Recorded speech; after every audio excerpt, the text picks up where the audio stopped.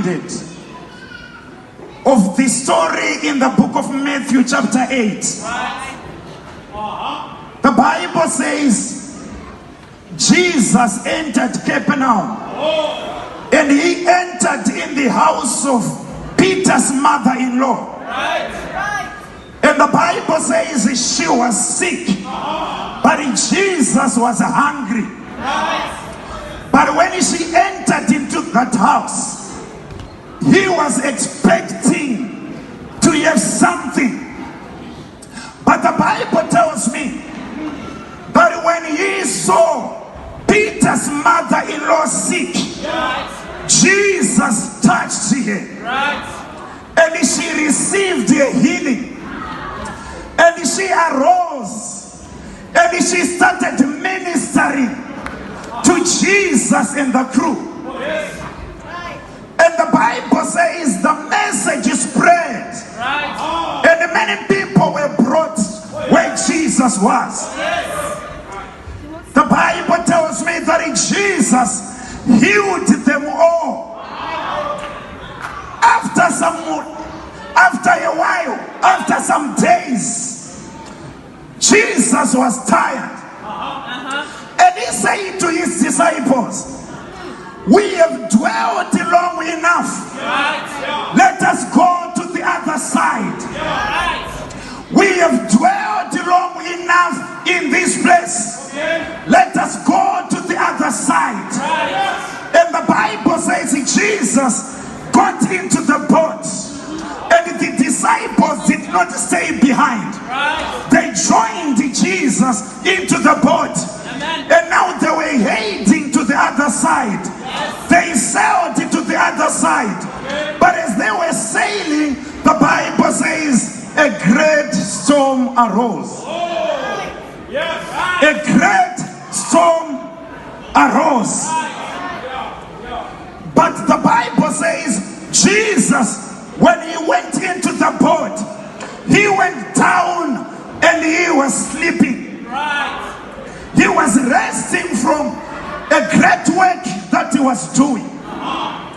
And when the wind arose, Jesus was still sleeping. The water, the waves, the wind was beating the waves. And the Bible says the boat was getting filled with the water. But Jesus is still sleeping. And the disciple says, "Jesus, carest thou not that we are perishing?" And when they awoke Jesus, the Bible says Jesus rebuked the wind. And after rebuking the wind, he turned to the disciples and he said to them, "Where is your faith? Where is your faith?" I want to say to you, ladies and gentlemen, what attracts and moves God is your faith in him. What can cause God to perform miracles is the faith that you have in him. What can cause the Spirit of God to move is your faith you have in him. The Bible says after rebuking the wind, he said to the disciples, "Where is your faith?" I want you to know, people of God, Jesus rebuked the wind, and he said to the sea, "Peace, be still." And after the disciples, when they saw what happened, the Bible says they asked one another, and the question was, "What manner of man is this man? What manner of man is this, that even the wind and the waves obey him?" What are you saying, Mr. Preacherman, tonight? I want to say to somebody, as we are thanking God for what he has done, as we continue to thank God in advance for your miracle, in advance for what he's about to do, as long as you have faith in the Lord, as long as you believe God for your miracle, as long as you believe God for his hand upon your life, marched out of this place with your miracle. I'm not talking about a dead God. I'm talking about a God whom I have seen.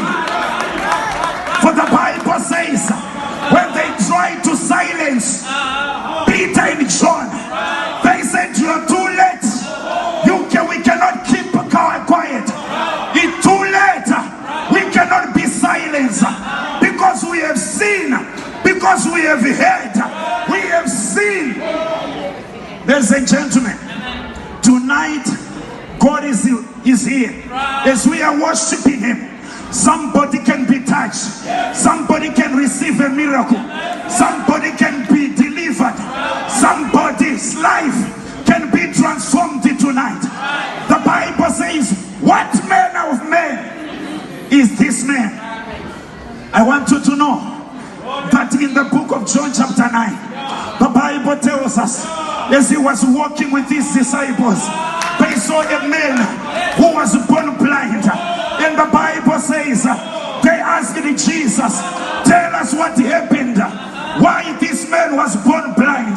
Jesus was telling them, it's not about him, it's not about the parents, but this was done